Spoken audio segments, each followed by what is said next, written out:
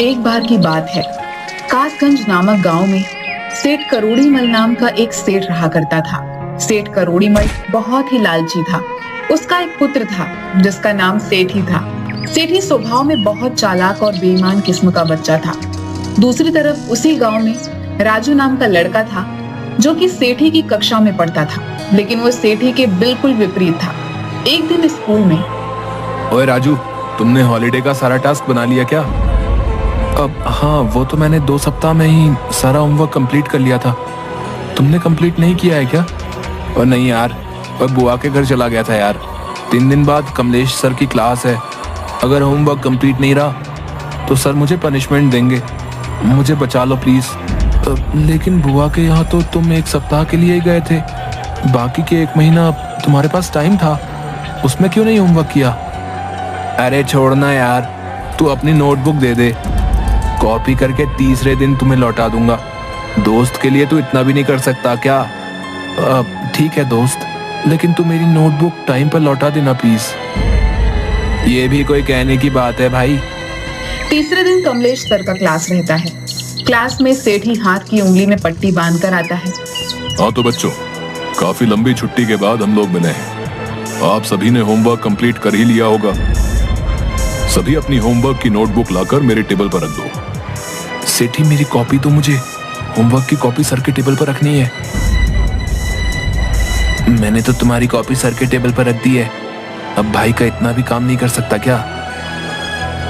अरे राजू, तुमने होमवर्क की कॉपी नहीं जमा की? सर टेबल पर ही रखी हुई है। यहाँ पर तो नहीं है। आज तो सेठी की भी कॉपी मेरे पास है। लेकिन वो तो मेरी कॉपी है। क्यों सेठी?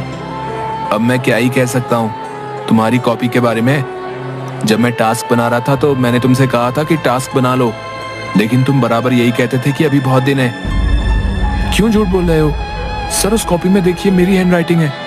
राजू सही कह रहा है सर, मेरी कॉपी में राजू की ही हैंडराइटिंग है। मेरी तो उंगली कट गई थी, तो राजू सर रिक्वेस्ट की थी कि मैं बता रहा हूँ, तू बस लिख दे।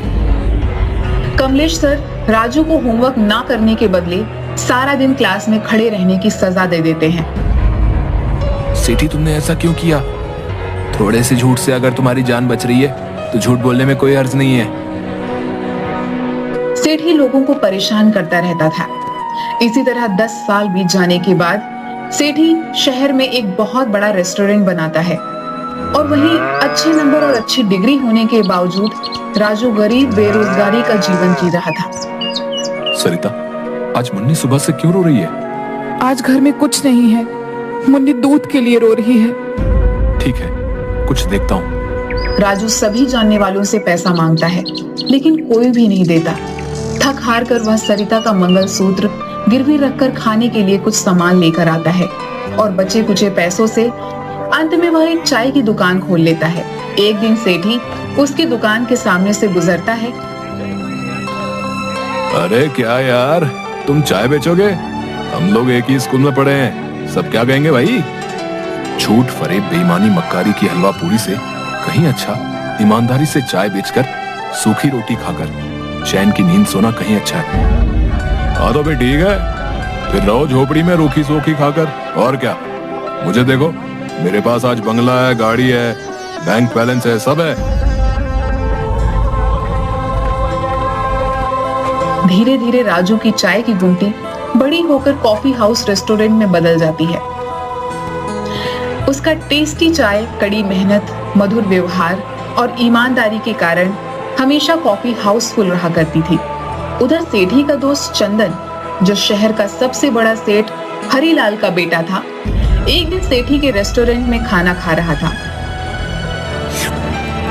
रेस्टोरेंट में तो बहुत अच्छा खाना बनाया तुमने। मेरे पास एक आइडिया है, पहाड़ी के ऊपर 5 स्टार रेस्टोरेंट खोलने का। 20 लाख रुपए के प्रोजेक्ट में 5 लाख का इंतजाम हो गया है। आइडिया तो बहुत अच्छा है। 15 लाख में लगाऊंगा। प्रॉफिट कितना मिलेगा मुझे? तो मेरा दोस्त है इसलिए 25% प्रॉफिट में मिलेगा। ठीक है, कल मैं तुम्हें कैश 15 लाख दे दूंगा, कागज तुम बनवा लो। क्या यार, जब दोस्त के साथ कागज पर डील करनी पड़े तो फिर दोस्ती कैसी? भाई अगर तुझे मुझ पर शक है तो प्लीज मुझे नहीं चाहिए तेरा पैसा। इस तरह इमोशनल बातों से बिना पेपर के डील चंदन सेठी से 15 लाख रुपए ऐंठ लेता है। 2 साल बाद चंदन को पता चलता है कि उस तरह का कोई प्रोजेक्ट था ही नहीं। सेठी, तूने फर्जी प्रोजेक्ट के नाम पर मुझसे 15 लाख जो लिए हैं ना, वो वापस कर। अरे कौन सा प्रोजेक्ट, कैसा पैसा और किसका पैसा? कोई कागज या बैंक रिसीट है तो दिखाओ भैया। देख सेठी, मैंने पहाड़ी में रेस्टोरेंट के लिए तुम्हें 15 लाख कैश दिए थे। तुमने ही कहा था कि दोस्तों के बीच कागज का क्या काम। इस तरह कागज के अभाव में चंदन सेठी से 15 लाख रुपए हड़प लेता है।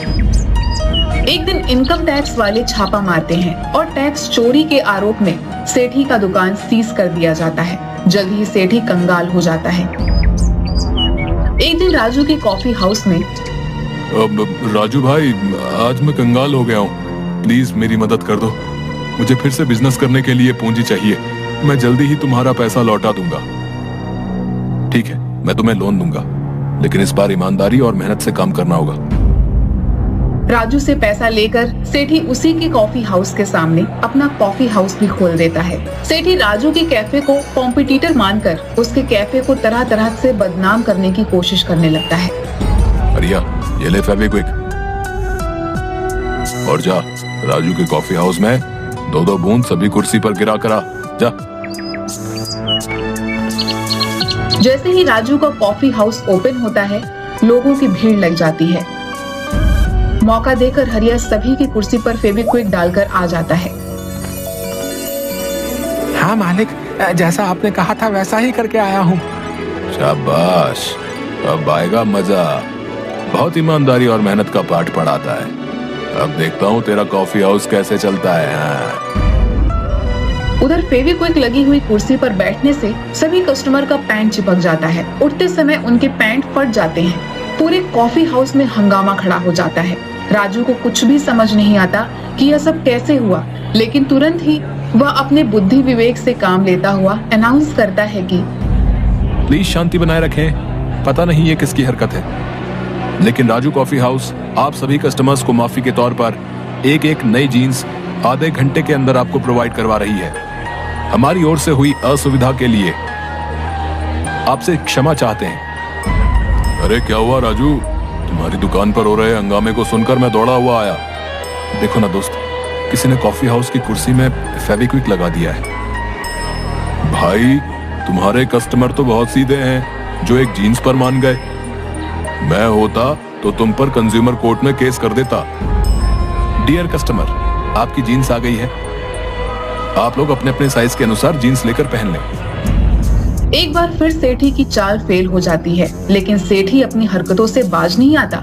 एक दिन सेठी अपने दोस्त जीवा की मदद से एक प्लान बनाता है। भाई जीवा, मैं चाहता हूँ कि मेरे सामने वाला कॉफी हाउस किसी तरह मेरा हो जाए, लेकिन हर बार मेरी तरकीब राजू फेल कर देता है। कोई बात नहीं गुरु, इस बार जीवा का प्लान है जो कभी फेल नहीं हो सकता। ऐसा क्या सोचा है तुमने कि वो प्लान फेल नहीं हो सकता? प्लान ऐसा है कि हम लोग किसी तरह उसके चाय के दूध में चूहे मारने की दवा मिला देंगे। फिर एक बार अगर कॉफी हाउस बदनाम हो गया तो फिर हमारी दुकान चल पड़ेगी। देख भाई, ये काम हरिया ही कर सकता है। पिछली बार इसी ने फेविक्विक चिपकाई थी। ना मालिक, ये काम हमसे नहीं होगा। चूहे मारने वाला जहर से अगर आदमी को कुछ हो गया तो पाप मेरे ऊपर ही आएगा। अरे हरिया, इसी इमोशन के कारण तुम लोग गरीब के गरीब ही रह जाते हो।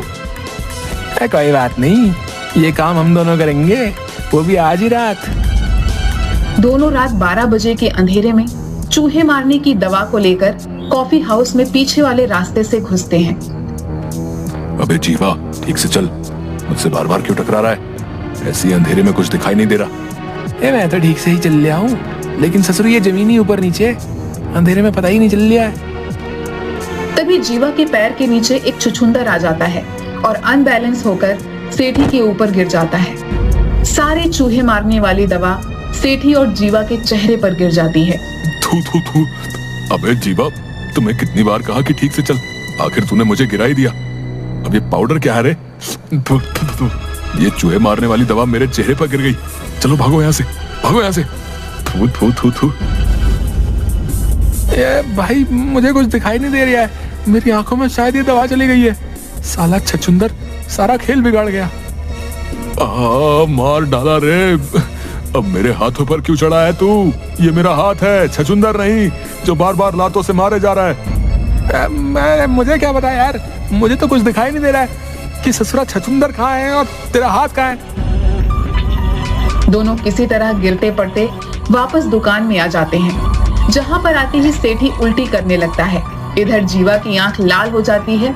2-3 दिन के बाद जीवा, आज हमें सावधानी पूर्वक रात में काम करना होगा। हाँ यार दोस्त, आज रात ही हम दोनों सारा काम कर लेंगे।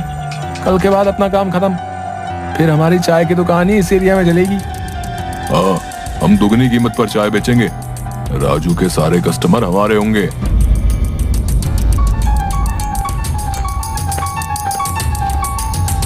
दोनों रात को फिर से राजू की दुकान पर जाते हैं और दूध में चूहे मारने वाली दवा मिलाकर वापस आ जाते हैं। कालू, जल्दी से सारा टेबल कुर्सी साफ कर दे। देखना कि कहीं कोई चिपकने वाला पदार्थ, फेविक्विक या च्युइंगम कुर्सी या टेबल पर ना लगाओ।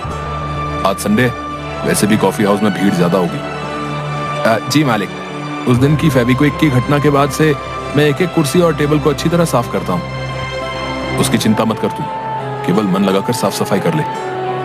उस दिन के बाद मैंने कॉफी हाउस में सीसीटीवी लगवा दिया है। दूसरे दिन सुबह, संडे होने के कारण राजू के कॉफी हाउस में आज तुरंत ही हाउसफुल हो जाता है। सभी को कॉफी चाय दी जाती है, लेकिन कुछ ही देर में कस्टमर उल्टी करने लग जाते हैं। पूरे कॉफी हाउस में हाहाकार मच जाता है। मालिक, सभी कस्टमर उल्टी कर रहे हैं। कुछ तो गड़बड़ है चाय में, सीसीटीवी फुटेज देखनी होगी। इसी बीच सेठी पुलिस को फोन कर देता है। राजू को पकड़कर पुलिस ले जाने लगती है। 1 मिनट इंस्पेक्टर, जरा सीसीटीवी में देख लो कि किसने ये काम किया है। तभी सीसीटीवी फुटेज से पता चलता है कि सेठी और जीवा दोनों ने रात में आकर यहाँ पर कुछ मिलाया था। पुलिस जब उन दोनों को पकड़कर डंडे से मारती है, जीवा पुलिस को सारी बात बता देता है कि उसने सेठी के कहने पर दूध में चूहे मारने वाली दवा मिलाई थी। दोनों को पुलिस हिरासत में लेकर चली जाती है।